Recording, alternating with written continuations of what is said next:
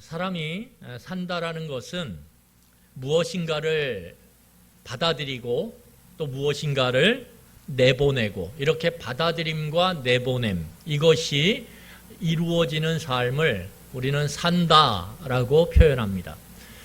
그래서 숨을 들이마시죠. 그리고 그 들이마셨던 숨이 온 몸을 돌아서 다시 입 밖으로 내보내지죠.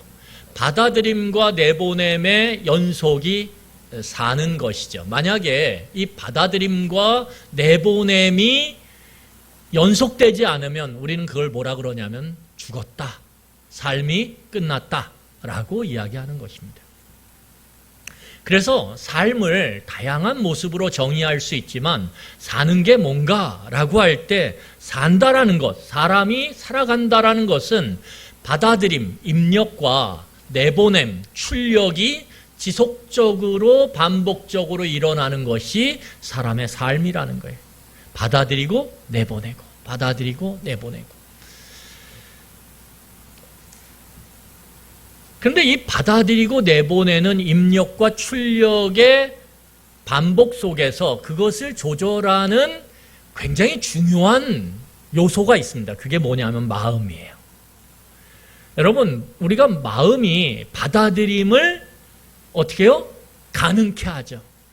여러분 그렇지 않습니까? 제 아내가 이거 먹어 이렇게 해줬는데 제가 마음이 아내를 향한 사랑의 마음이 없으면 어떻게 합니까? 거부하죠. 거부하죠. 제가 싫어하는 음식을 했는데 먹겠습니까? 그런데 사랑의 마음이 있으면 싫어하는 음식을 했어도 어떻게 해요? 눈 딱 감고 먹죠. 남자분들 표정 조심하십시오. 아닌 것 같은 표정들을 짓는데 지금 그렇게 하셔야지 삶이 사라질 수 있습니다. 그래서 여러분 우리가 마음을 통해서 이 받아들임과 내보냄, 입력과 출력의 과정이 조절되는 거예요. 조절되는 거예요. 그래서 오늘 우리 본문 말씀을 통해서 이 삶의 정의인 입력과 출력, 받아들임과 내보냄을 조절하는 사람의 마음을 우리가 어떻게 다스릴지, 어떻게 그 마음을 다스리는 것이 우리의 받아들임과 내보냄의 이 삶을 풍요롭게 할 수 있는지 우리 한번 같이 말씀을 통해서 살펴보기를 원합니다. 여러분, 삶의 중요한 주제 중에 하나가 마음 다스림이에요. 그래서 마음을 다스린다는 건 모든 종교에 있어서 굉장히 중요한 주제입니다. 특별히 고등 종교에 있어서는 굉장히 중요한 주제가 마음을 다스리는 거예요. 자, 마음을 어떻게 다스릴지, 그래서 우리의 받아들임과 내보냄을 어떻게 잘 조절함으로, 다스림으로 우리의 삶을 풍요롭게 만들어갈지 한번 같이 살펴보도록 하겠습니다. 여러분, 오늘 본문을 보면 예수님께서 갈릴리라고 하는 지역, 이 갈릴리라고 하는 지역은 나중에 저희가 좀 이렇게 시설이 조금 더 완비되면 이렇게 지도도 탁 나가고 이렇게 하도록 하겠습니다. 그러니까는 지금은 머릿속으로만 그리세요. 이 이스라엘이라고 하는 팔레스타인 지역은 직사각형 모양이에요. 그래서 맨 직사각형의 위쪽에 호수가 있는데 그 호수를 갈릴리 호수라고 합니다. 이건 민물이에요. 민물인데 이 팔레스타인 지역에는 물이 드물기 때문에 물이라고 하는 용어가 발달하지 않았어요. 여러분, 물도요, 풍요로운 지역에서는 여러 물들이, 우리 그쵸? 개천도 있고요, 냇가도 있고요, 또 뭐가 계곡도 있고요. 우리는 물과 관련된 풍요를 누리는 나라기 때문에 물에 대한 여러 가지 용어가 발달을 해요. 그런데 그렇게 물이 풍요롭지 않은 지역에서는 물 그러면 그냥 하나예요. 단어가 딱 하나. 그래서 이 갈릴리 호수가 민물임에도 불구하고 물이 희귀한 이 팔레스타인 지역에서는 갈릴리 바다라고 하기도 합니다. 그런데 이 갈릴리 호수 또는 갈릴리 바다라고 하는 이 동그란 큰 물 웅덩이, 그 지역이 뭐냐면 갈릴리 지역이에요. 이 갈릴리 지역으로부터 북서쪽으로, 이 북서쪽으로 가면 어디냐면 지중해 연안이에요. 이 팔레스타인이 지중해 연안과 맞닿아 있거든요. 그래서 지중해 연안의 큰 도시가 어디냐면 두로라고 하는 도시입니다. 그래서 갈릴리 호수에서 북서쪽으로 가면 이 지중해 해변에 위치한 두로라고 하는 도시가 있는데 그 두로라고 하는 도시로 예수님이 제자들을 데리고 가세요. 그럼 왜 예수님이 이 두로라고 하는 도시로 갔을까 생각해 보면 예수님은 제자들을 훈련하는 것이 예수님의 굉장히 중요한 목적입니다. 그런데 예수님이 치유하시고 예수님이 병든 자를 고쳐주시는 그러한 일들을 행하시면서 예수님 주변에 많은 사람들이 몰려들기 시작했어요. 그러면서 어떤 문제가 생겼냐면 제자들과 함께 말씀을 나누고 가르치는 제자 훈련의 시간들을 가질 수가 없게 된 거예요. 그래서 이 제자를 훈련시킨다라는 것에 있어서 가장 중요한 것은 시간을 함께 하는 거거든요. 그래서 예수님이 당시에 유명했던 갈릴리 이 호수 주변에서 사역을 했기 때문에 갈릴리 지역에 너무 유명하셨거든요. 그래서 제자들과 함께 할 시간이 없었기 때문에 예수님은 제자들을 데리시고 다른 도시로 가세요. 이방인 도시로. 유대인들이 별로 살지 않는 도시로 가십니다. 그런데 그 도시로 가셨을 때 예수님이 자신의 이러한 경로가 알려지기를 원하지 않았음에도 불구하고 이미 소문이 이 두로까지 퍼져서 예수님은 그 지역에서 조용한 시간을 보낼 수가 없게 됐어요. 그 조용한 시간을 보내고 싶어서 가셨는데 조용한 시간을 보낼 수가 없는 상황 가운데 오늘 한 사건이 나타나는데 그게 바로 한 여자가 예수님을 찾아오신 것입니다. 여러분, 오늘 예수님의 방문 소식이 이 두로 지역에 쫙 퍼지자 한 여인이 그 소문을 듣고 예수님께 찾아와요. 그런데 놀라운 것은 오늘 거기 보세요. 25절을 보면 25절에 이 여인이 예수님을 찾아오긴 했는데 예수님께 찾아오자마자 예수님 발 앞에 딱 엎드립니다. 여러분, 누군가 어떤 사람이 딱 찾아와서 갑자기 문을 열고 여러분 발 앞에 딱 엎드린다고 생각해 보세요. 어떤 느낌이 드세요? 왜 그러지? 저 사람이 무슨 이유 때문에 나한테 이렇게 엎드리면서까지 나를 찾아왔지? 이렇게 생각이 들지 않겠습니까? 여러분, 오늘 이 예수님 앞에 엎드린 여인은 예수님과 일면식도 없는 사람이에요. 그런데 그 예수님과 한 번도 만나보지 않은 여인이 예수님 앞에 와서 엎드렸다. 그러면 우리는 100에 100 뭐라고 생각할 수 있냐 하면 이 여인에게 특별한 사연이 있구나. 그 사연이 굉장히 절박하구나 라고 알 수 있어요. 그렇죠? 여러분들이 저한테 왔는데 갑자기 탁 엎드리면서 제 바지끄레기를 탁 잡아요. 그러면 어떻게 할까요? 제가 놓으세요. 그러겠어요? 집사님 왜 그러세요? 이렇게 같이 의아해하면서 놀라지 않겠습니까? 왜요? 그 정도까지 우리 문화 가운데서도 그런 행동을 한다는 것은 굉장히 지금 절박한 상황 가운데 있다는 걸 알 수 있거든요.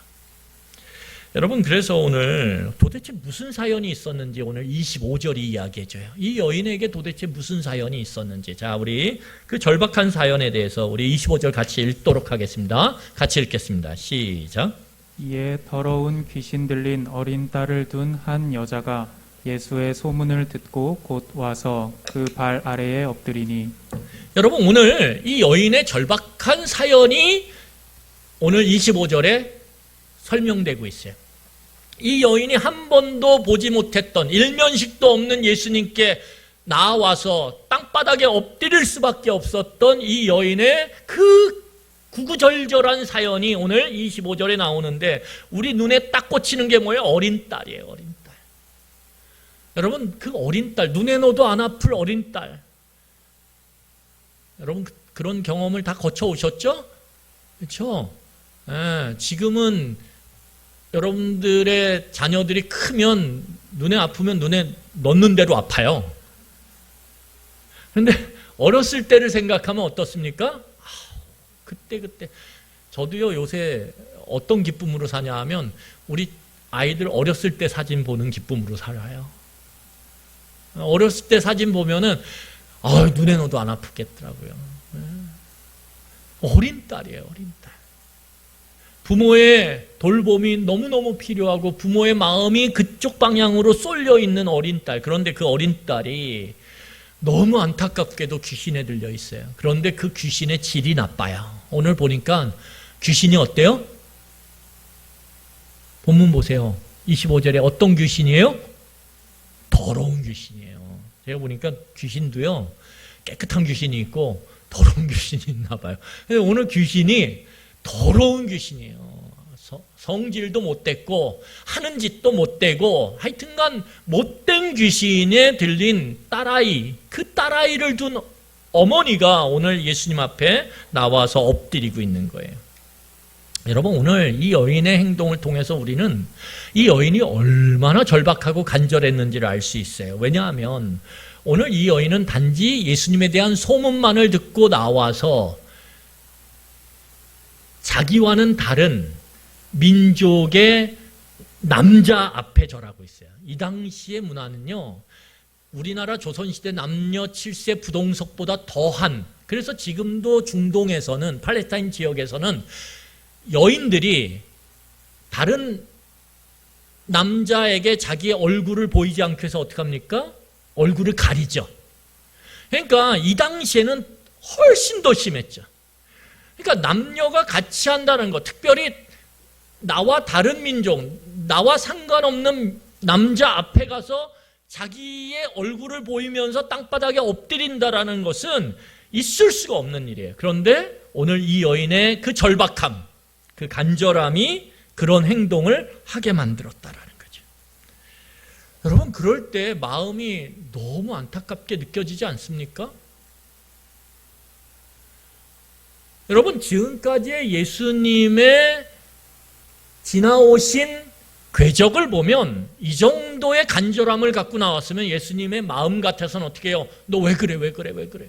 내가 뭘 해줄까? 이렇게 하셨어야 돼요. 그런데 오늘 보니까 예수님의 생각이 이전과 달라요. 우리가 알던 예수님의 모습이 아니에요. 우리를 깜짝 놀라게 만들어요. 오늘 27절을 보세요. 의외의 모습이 나타나고 있어요. 27절에. 우리 27절 같이 읽겠습니다. 시작. 예수께서 이르시되 자녀로 먼저 배불리 먹게 할지니 자녀의 떡을 취하여 개들에게 던짐이 마땅치 아니하니라. 여러분, 오늘 여인의 간절한 요청에 대해서 예수님은 냉담하게 한마디로 잘라버리세요. 거부하신 거죠. 우리가 알던 예수님의 반응이 아니에요. 오늘 예수님의 말씀, 이 반응과 대답에는 우리를 깜짝 놀라게 할 단어가 딱 들어있는데 뭐냐면, 그렇게 간절함으로 와서 예수님 앞에 엎드린 그 여인을 향해 아무런 소망 없이 더러운 귀신에 들려서 정말 힘든 인생을 살아가고 있는 그 어린 딸, 미래가 없어 보이는 그 어린 딸을 둔 그 어미의 간절함을 갖고 나와서 땅바닥에 외간 남자에게, 그것도 자기와 다른 민족의 그 남자에게 엎드리고 간구했는데, 오늘 예수님은 그 여인을 놀랍게도 개라고 부르고 있어요. 개다. 여러분, 우리 문화 가운데서도 누군가가 상대방에 향해서 개 그러면 좋습니까? 안 좋죠. 그런데 이 문화 가운데서는요, 개라는 것은요, 엄청난 모욕적인 말이에요. 왜냐하면 유대인들은 이 개를 부정한 짐승으로 여겼거든요. 상종치 못할 짐승. 우리는 지금 개 그러면 애완용으로 너무 막 거의 딸 아들이에요. 제가 보면 이 강아지를 키우시는 분들 보면. 그런데 이 유대 문화는 개를 부정한 짐승 중에 부정한 짐승으로 여겼어요. 왜냐하면 이 당시에 개는요, 어떤 음식이든지 그 음식의 종류와 상관없이 음식을 가리지 않고 먹었거든요. 그게 썩은 거든 그게 부정한 음식이든 그게 죽은 거든 상관없어요. 개는 그냥 있는 대로 먹었다라는 거예요. 그렇기 때문에 유대인의 정결 율법 중에 가장 디테일하고 가장 세세하고 가장 강한 게 뭐냐 하면 율법 중에 음식에 관한 정결 예법이에요. 그래서 여러분 우리 문화도요 보면은 이 음식과 관련해서 정결하냐 정결하지 않느냐의 부분들이 굉장히 세세해요. 그래서 여러분들이 어렸을 때 혹시 집안에서 제사를 드렸으면 그 제사, 음식, 제수들을 딱 고를 때 어때요? 엄청나게 세세하게 조건을 갖춰서 음식을 고른단 말이에요. 제사 드리는 음식들을. 이 먹고 사는 것이 굉장히 중요한 문제예요. 문화와 상관없이, 지역과 상관없이. 그렇기 때문에 먹는 것에 대한 율법은 어느 사회든 굉장히 구체적이고 세세합니다. 근데 유대인은 더했어요. 그래서 이 개를 볼 때는 야 저거 아무거나 먹네, 야 부정해, 이렇게 낙인을 찍었단 말이에요. 그런데 그 개의 부정함을 지금 예수님은 간절함과 절박함으로 예수님께 와서 엎드린 그 여인에게 찍었단 말이에요. 넌 개야, 이렇게. 굉장히 충격적이지 않습니까? 여러분 이 본문을 보면서 우린 충격을, 예수님이 어떻게, 심하게 말하면 정말 제가 목사로서 여러분들의 나중에 한 10년, 15년 후에 존경을 한 몸에 그렇게 하고 싶어요. 존경을 한 몸, 야, 우리 목사님 진짜 인품이 뭐 이러면서, 야, 우리 목사님 진짜 정말 좋은 분이지. 이러면서 그랬는데 어떤 분이 정말 절박함으로 딱 왔는데 제가 뭐라 그래요? 평상시와 다르게 넌 개야. 이것보다도 더 충격적인 거예요. 이것보다도. 제가 그 개 다음에 뭐 붙이려다 안 했어요. 너무 충격적이잖아요. 그렇게 제가 얘기하면 여러분 엄청 충격. 근데 예수님이 그러셨단 말이에요.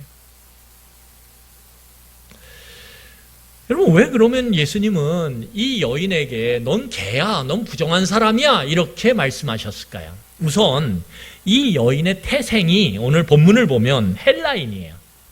이 수로보니게, 오늘 본문 보세요. 본문 보시면 26절에 이렇게 소개해요. 제가 읽을 테니까 한 26절 보세요. 그 여자는 헬라인이요. 헬라인 그러면 이방인이에요. 유대인이 아니라는 거예요. 그 다음에 뭐라 그러냐면 수로보니게 족속이라. 이 수로보니게는 무슨 말이냐면 시리아라고 하는 족속과 페니키아라고 하는 족속의 합성어가 수로보니게예요. 그러니까 이게 복잡한 게 아니라 한마디로 말하면 이방인 중에 이방인이라는 거예요. 자, 첫 번째 이방인이다. 이 말은 무슨 말이냐면 유대인들에게 부정하다, 부정한 사람이다, 이것과 동일한 말이라는 거예요. 자, 그런데 이 여인의 태생이 이방인 중에 이방인, 부정한 사람일 뿐만 아니라 이 여인의 거주지가 문제예요. 오늘 본문을 보면 이 여인의 거주지는 24절을 보세요. 예수께서 일어나사 거기를 떠나 갈릴리 지역을 떠나서 어디로 가시냐면 두로라고 하는 지역으로 가세요. 지중해 연안 도시예요. 근데 이 두로와 쌍을 이루는 도시가 있어요. 성경에 보면 구약시대 때도 두로 그러면 항상 나오는 게 뭐냐면 시돈이에요. 시돈. 두로, 시돈. 이렇게.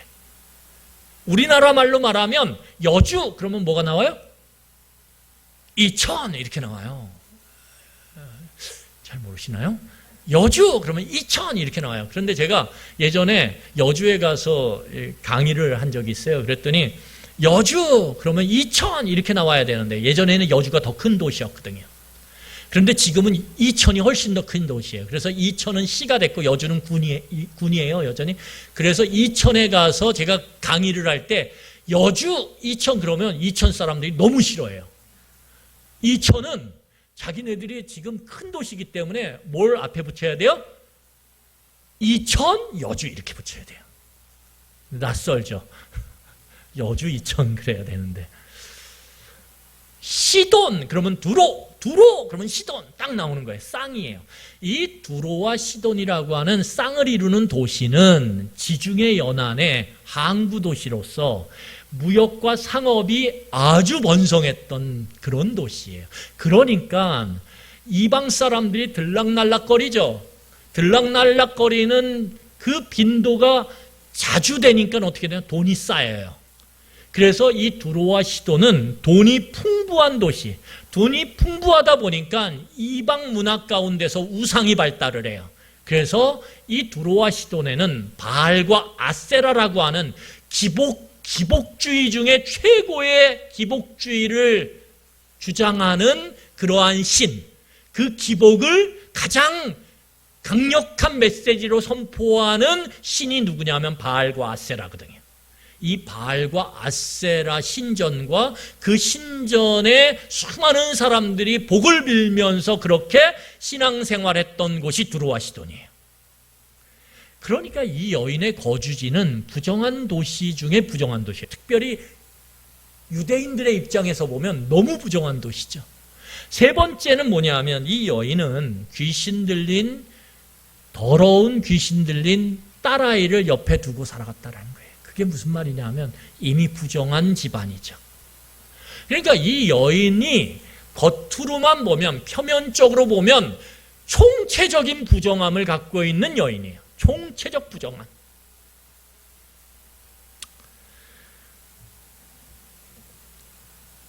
그래서 여러분, 이 외적인 조건, 표면적인 조건만 고려하면 부정한데, 그럼에도 불구하고 그 표면적인 부정함을 고려했음에도 불구하고 예수님의 반응은 굉장히 낯설어요. 우리가 알던 예수님이 아니에요. 오늘 예수님이 이 여인을 향해서 너는 개다, 그러니까 너한테 그 치유의, 네 딸아이에게 치유의 은혜를 베풀 수가 없다라고 일갈하시는 예수님의 이 반응은 우리가 알고 있었던 유대인들 아주 정통의 유대인 종교 지도자들과 동일하다라는 거예요. 예수님이 유대인 지도자들을 향해서, 종교 지도자들을 향해서 너희들은 회칠한 무덤이다 이렇게 외쳤거든요. 회칠했다라는 게 뭡니까? 무덤인데 회를 칠했어요. 하얀 거 있죠. 그러니까 겉은 너무 화려하고 예뻐요.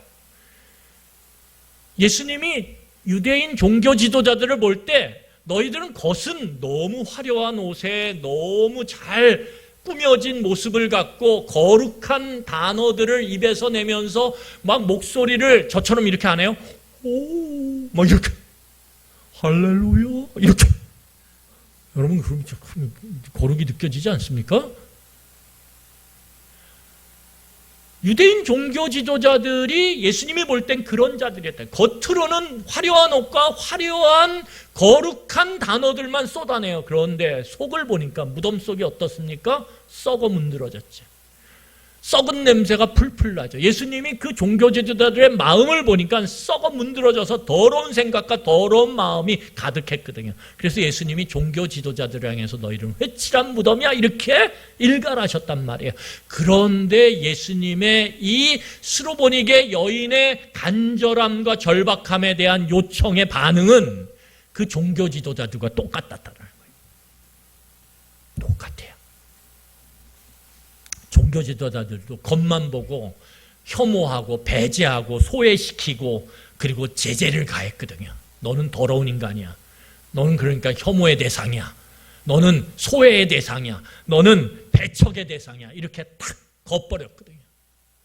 그 사람의 속 사정이 어떤지, 절박함이 어떤지 종교 지도자들은 그런 거 다 필요 없었어요. 율법이라고 하는 잣대를 딱 들이대고 너는 혐오의 대상 딱 찍어버렸어요. 낙인을. 예수님이 똑같단 말이에요, 지금. 그러면 여기서 우리는 뭘 해야 돼요? 예수님이 일관성이 없어요. 지금까지 해왔던 모습과 이 여인에게 하는 모습이 달라요. 다르면 그 다름에서 뭐가 나냐면 질문이 나오는 거예요. 왜 그랬을까? 예수님 왜 그랬지? 왜 갑작스럽게 변했지? 이 질문이 나와야 된다라는 거예요. 왜 그랬을까요? 여러분, 우리가 뭔가 차이가 생기고 뭔가 달라졌다면 그것을 그 시점에서 보면 안 돼요. 그 시점에서 아무리 이 본문을 봐야 이해가 안 돼요. 그러면 어떻게 봐야 되냐? 맥락을 봐야 돼요. 항상 사람을 이해할 때 여러분 맥락을 보셔야 돼요. 누군가가 하는 말을 듣지 마세요. 선거철인데 굉장히 중요하죠. 선거철에 여러분 지금 하는 말, 정치인들은요 얼마든지 거짓말을 해요. 표를 위해서 자기의 모든 걸 다 거짓으로 말할 수 있어요. 그렇기 때문에 지금 시점을 보시면 안 돼요.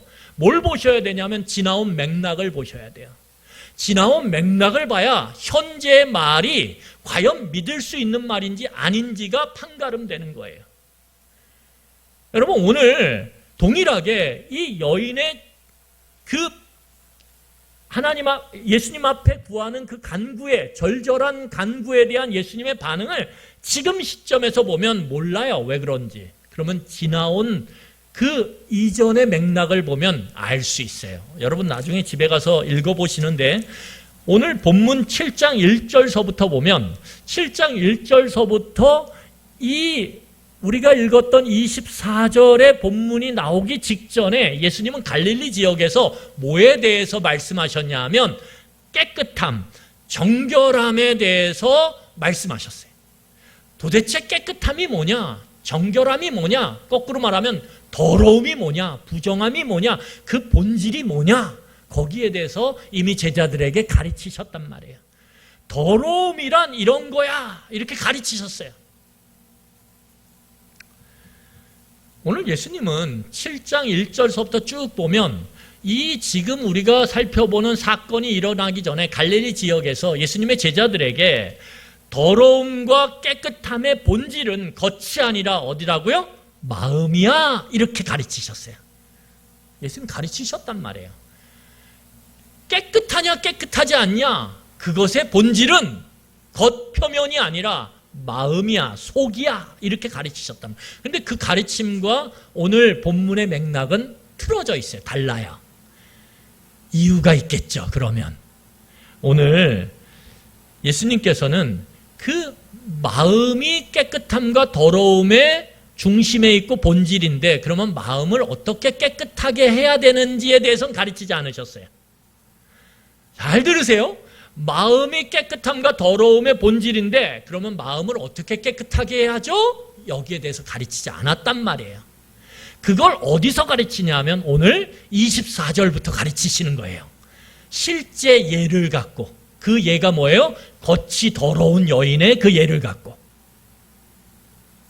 그러니까 예수님이 이 깨끗함과 더러움의 이 본질, 마음의 본질을 어떻게 깨끗하게 할 것인지 그것에 대한 그 예로서의 이야기를 하고 있는 것입니다. 그러면 우리가 그런 맥락에서 이 본문을 보셔야 돼요. 자, 그러면 오늘 본문을 보면 예수님의 반응은 이 여인에게 엄청난 상처가 돼요. 여러분, 누군가가 거부를 했는데 기대를 갖고 그런데 거부했어요? 그럴 때 상처 입죠. 상처 입어요. 여인이 계속 자기의 요구를 예수님께 말씀하면서 그걸 계속 기대하고 바랄 수 있을까요? 아니요. 그러기에는 예수님의 말이 너무 강해요. 예수님의 말씀이 너무 그 마음을 넘어지게 만드는 거친 돌이란 말이에요.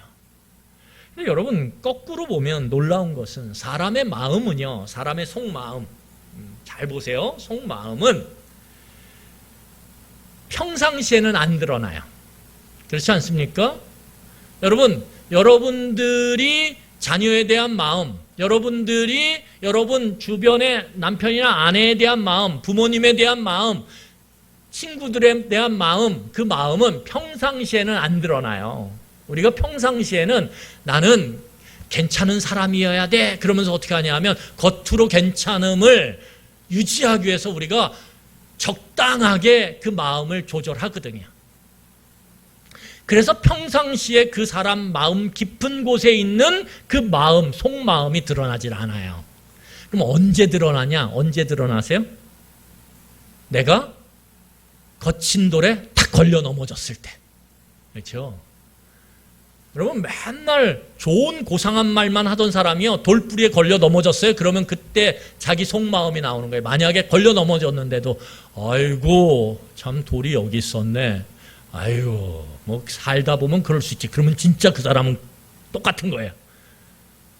근데 걸려 넘어졌는데 어떻게 해요? 거기서 평상시에 아유 사람은 말로 죄 지으면 안 돼. 그러면서 그렇게 자녀들에게 가르치고 주변에 얘기했는데 돌부리에 한번 딱 걸려 넘어졌는데 거기서 뭐가 나와요?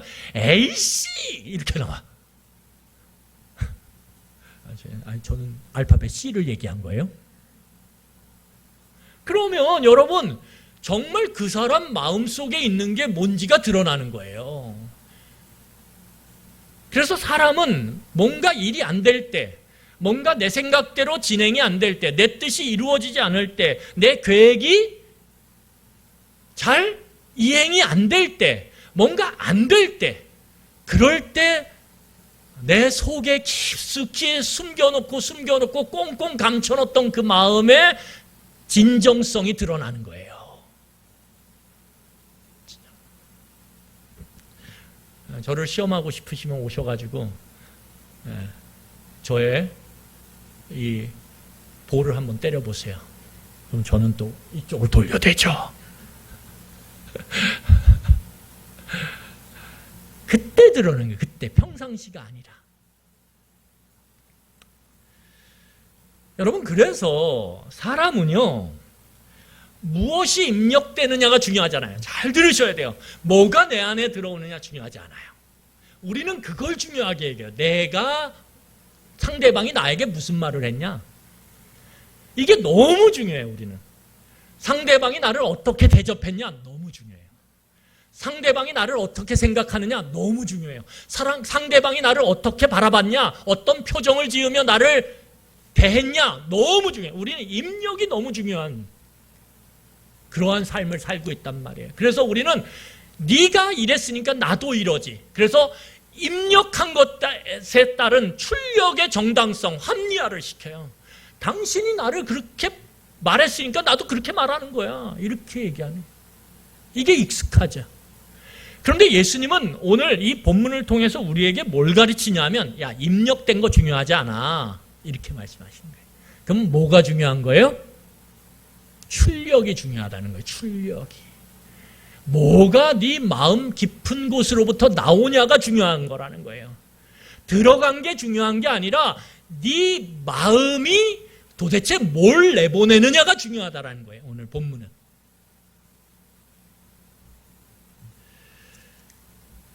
여러분 오늘 예수님은 이 여인의 간절한 호소 속에 기존의 유대인 종교 지도자들과 똑같이 마음을 보고 말씀하신 게 아니라 겉껍데기를 보고 부정하다라고 너는 개다 이렇게 판단하시고 말씀하셨어요. 요 지점에서 뭐가 드러나냐면 이 여인의 감춰뒀던 속마음이 드러나는 거예요. 속마음이. 입력을 똑같이 시켰어요. 종교 지도자들이 너는 부정한 인간이야 이렇게 입력하듯이 똑같이 예수님도 입력했는데 이것이 이 여인의 마음에 걸려 넘어지게 만드는 거침돌이 되었을 때 뭔가 나오겠죠. 예수님은 그걸 보기를 원하셨던 거예요. 너는 도대체 내가 이렇게 부정적인 말을 입력했을 때 나오는 게 뭐냐? 출력이 뭐냐? 이것이 예수님이 그 여인의 마음을 살피고 그 여인의 마음을 판단하는 그러한 중요한 리트머스지가 된다는 거예요. 오늘 예수님께서 그렇게 부정적인 입력을 하셨어요. 그런데 이 여인이 뭘 출력하는지 우리 보겠습니다. 놀라워요. 여러분 그래서 28절을 밑줄을 쳐놓고 빨간 펜으로 막 그려야 돼요. 도대체 이 여인은 뭘 출력하는가? 자, 28절 우리 같이 보겠습니다. 28절 같이 읽겠습니다. 시작. 여자가 대답하여 이르되 주여 올소이다마는 상 아래 개들도 아이들이 먹던 부스러기를 먹나이다. 여러분 놀랍지 않습니까? 이 여인은 예수님이 부정적으로 입력한 그 말씀을 그대로 수용해요. 옳아요 예수님 이렇게.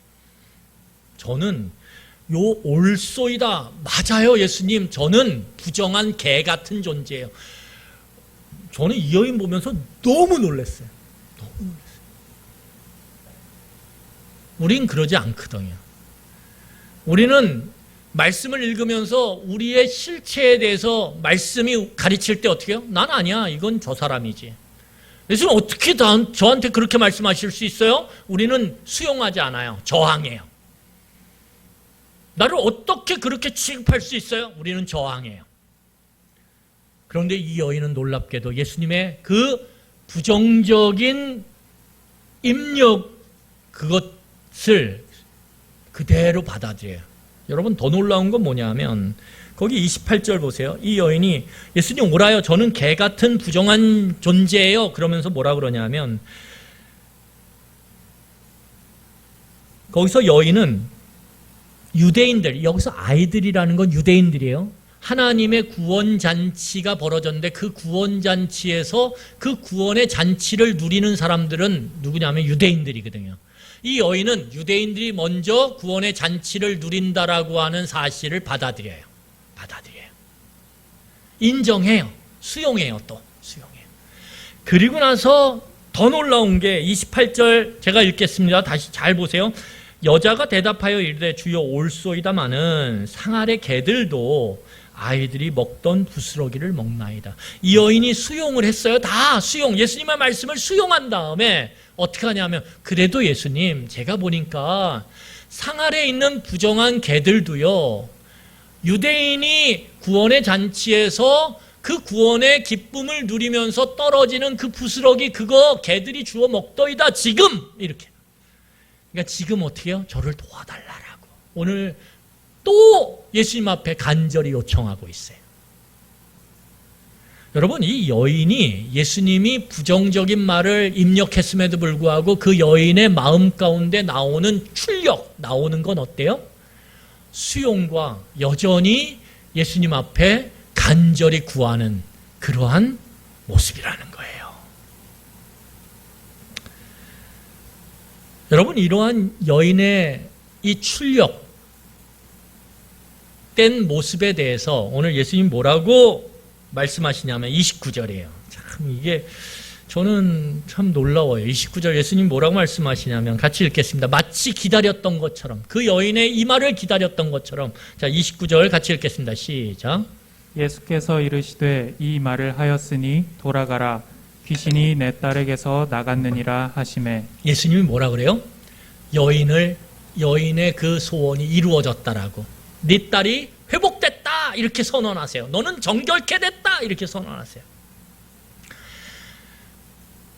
그런데 이 예수님이 여인의 부정함에 대해서 이제 정결하게 됐다. 너의 부정함의 가장 근본이었던 더러운 귀신 들린 너의 딸이 이제 귀신이 떠나서 회복됐다라고 하는 정결함, 깨끗함을 선언하는 이 말 속에 예수님은 무엇을 근거로 그런 깨끗함의 회복을 치유를 하셨냐라고 말씀하시냐면 거기 보세요. 29절에 이 말을 하였기 때문이에요. 이 여인이 이 말을 했기 때문에 예수님이 깨끗하게 했다라는 거예요. 이 말이 어디서 나왔다는 거예요? 네 마음 가운데서 나왔다라는 거예요. 네 마음 가운데서 나온 그 말 때문에 너의 겉껍데기가 부정하지만 그거 아무것도 아니라는 거예요. 그러면 이 말이 뭐냐? 본문에 없어요. 이 말이 중요한데 이 말 때문에 이 여인이 깨끗함을 인정받은 건데 그러면 이 말이 뭘까요? 요 본문하고 똑같은 내용을 담고 있는 본문이 있어요. 자, 마태복음 15장 28절이에요. 똑같은 내용을 조금 말만 다르게 이렇게 해서 실은 본문이에요. 이걸 병행 본문이라고 그래요. 자, 병행 본문 마태복음 15장 28절이에요. 우리 15장 28절을 함께 읽는데 읽기 전에 거기 밑줄 쳐놓으세요. 그리고 마가복음 7장 29절이라고 써놓으세요. 연결되어 있으니까. 자, 우리 마태복음 15장 28절 같이 읽겠습니다. 시작.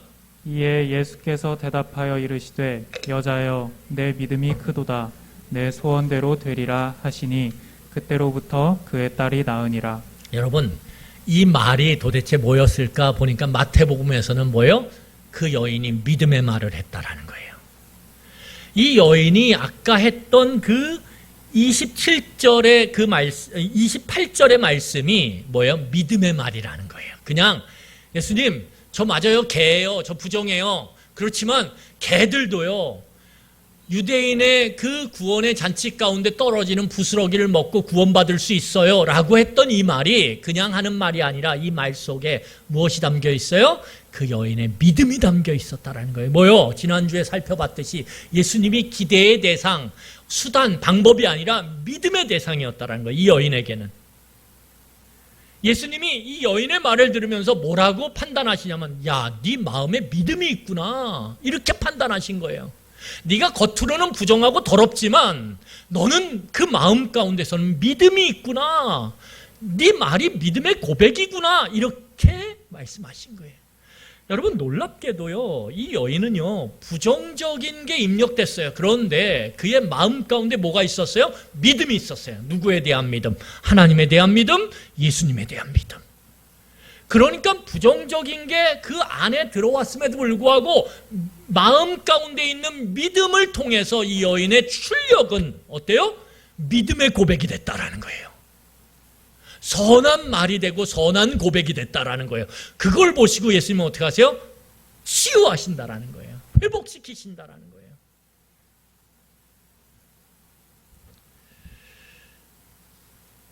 여러분, 회복이 되냐 안 되냐 중요하죠. 그런데 그건 다음 순위예요. 중요한 건 뭐냐면 우리의 마음 가운데 도대체 무엇이 있냐 이거죠. 마음 가운데 무엇이 있냐. 그게 중요한 거거든요. 우리의 삶이 정결하게 되고 우리의 삶이 회복되어지고 우리의 삶이 온전해지고 관계가 평화의 관계가 맺어지는 것은 겉껍데기로 되는 게 아니에요.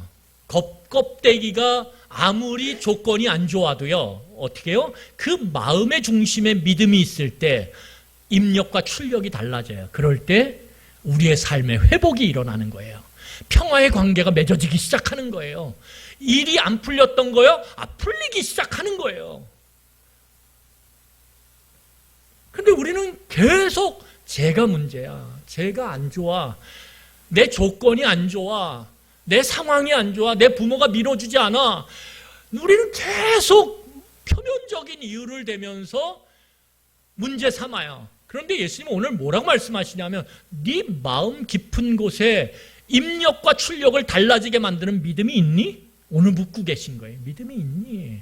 믿음이 있을 때 부정적인 것이 입력돼도 출력이 달라질 거고, 달라질 때 너의 삶은 정결해지고 깨끗해지고 회복되어지고 온전케 되어진단다. 오늘 그렇게 말씀하시는 거예요. 말씀을 정리하겠습니다.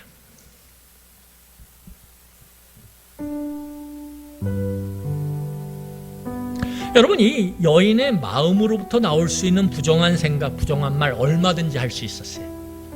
예수님이 개락을 했는데, 내가 그렇게 절박하게 와서 그렇게 간절하게 요구하는데 나한테 넌 안 돼, 넌 불가능해, 이런 말을 막 쏟아 부었는데 그 여인은 당신이 그런 사람이었어요? 얼마든지 부정적인 말 할 수 있어요. 안 되나 보다, 내 인생은, 내 딸은 회복 안 되나 보다 절망할 수 있었어요. 그런데 놀라운 것은 그 여인의 마음의 중심에 믿음이 있었다라는 거예요. 예수님의 부정적인 말이 그 여인의 마음 깊은 곳에 믿음을 통과하자 오늘 그 여인은 놀라운 선한 말들로, 예수님에게 믿음의 말들로 고백하고 있어요. 그는 놓치지 않고 포기하지 않고 예수님을 붙잡고 있어요. 더 간절한 절박함으로 예수님을 의지하고 있어요. 그 모습을 보면 예수님 말씀하시는 거예요. 네 말이 믿음의 말이구나. 회복될지어다. 회복됐느니라.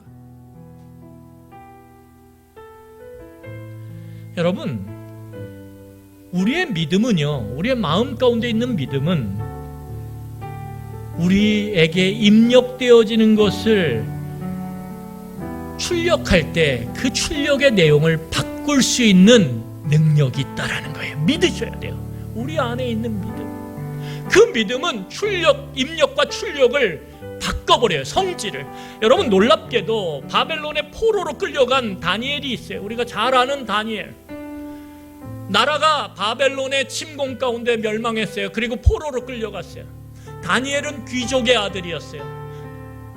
태어나서 자라면서 금수저 물고 태어나서 교육이랑 교육은 다 받고 나름대로 풍요로운 삶을 살았던 그 다니엘이 한순간에 바벨론의 침공 가운데 포로가 되어 멀리 이역만리 그 포로의 삶으로 그 점철된 그 바벨론 땅으로 끌려가요.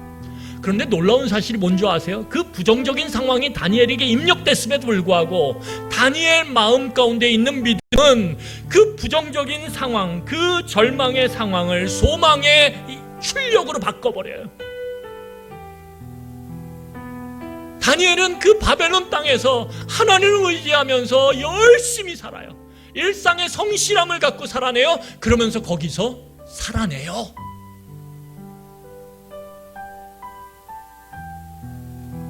여러분, 우리가 예전에 봤던 말씀 하박국은 어때요?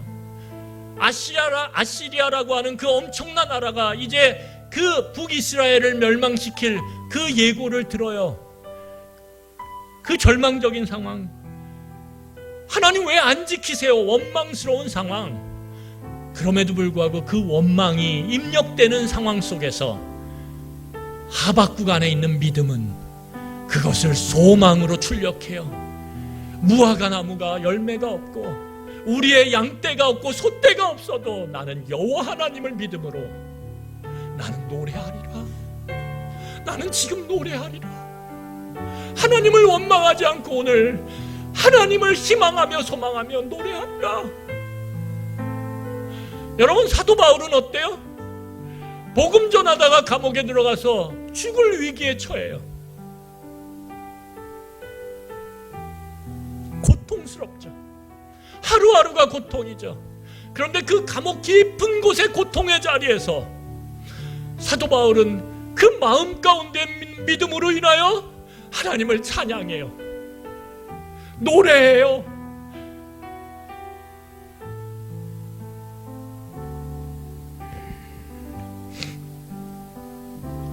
오늘 여러분, 우리는 무엇을 출력하고 있나요? 입력되는 게 문제가 아니라니까요. 어떻게 우리가 좋은 것만 입력하면서 받아들이면서 살 수 있어요? 없어요. 상대방이 나한테 나쁜 말 하는데요, 어떻게 하겠어요? 직장에서 상사가 나한테 나쁜 말 하는 거려, 나쁜 표정 짓는 거려, 어떻게 그걸 하지 말라 하겠어요?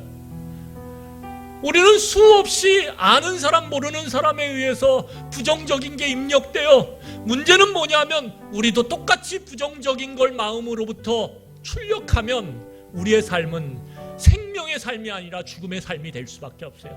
소생의 삶이 아니라 절망과 원망의 삶이 될 수밖에 없어요. 중요한 건 무엇이냐 하면 우리가 무엇을 출력하고 있냐예요. 입력되는 게 문제가 아니라 오늘 내 마음 깊은 곳으로부터 무엇을 말하고 무엇을 표정짓고 무엇을 보여주고 있느냐의 문제예요. 내 사랑하는 가족들에게, 내 주변 사람들에게. 그것은 주변의 관계를 살릴 수도 있고 죽일 수도 있거든요. 회복할 수도 있고 회복 못할 수도 있어요. 깨끗하게 할 수도 있고 더럽게 만들 수도 있거든요. 여러분, 우리의 마음속에 믿음을 점검하세요. 내 삶이 뭔가 평화의 관계가 깨지고 회복되어지지 않고 온전해지지 않은 것 같을 때 남 탓하지 마시고요, 나한테 입력하는 그 사람들 탓하지 마시고요, 내 마음 가운데 믿음의 출력을 하고 있는지를 점검하세요. 그리고 이렇게 기도하세요. 하나님 앞에 날마다 간구하세요. 하나님, 내 마음의 깊은 곳에 믿음을 오늘도 더하여 주옵소서. 믿음을 더하여 주시옵소서. 남편에 대해서, 아내에 대해서 제가 그 사람이 나에게 뭘 입력하든 내 마음 가운데 하나님 믿음을 더하여 주셔서 생명을 살리는 선한 말들을 출력하게 도와주시옵소서. 내 자식이 나한테 뭘 입력하든 내가 믿음으로 내 자녀의 그 입력되는 것을 받아들임으로 선한 출력을 해서 내 자녀를 살리게 하여 주시옵소서. 여러분, 그렇게 회복하는 그 마음 깊은 곳에 믿음이 더하여지는 그런 은혜의 삶을 살기를 간절히 소원합니다. 우리 이 시간에 우리의 소망은 예수 그리스도밖에 없습니다. 우리 같이 찬양하겠습니다.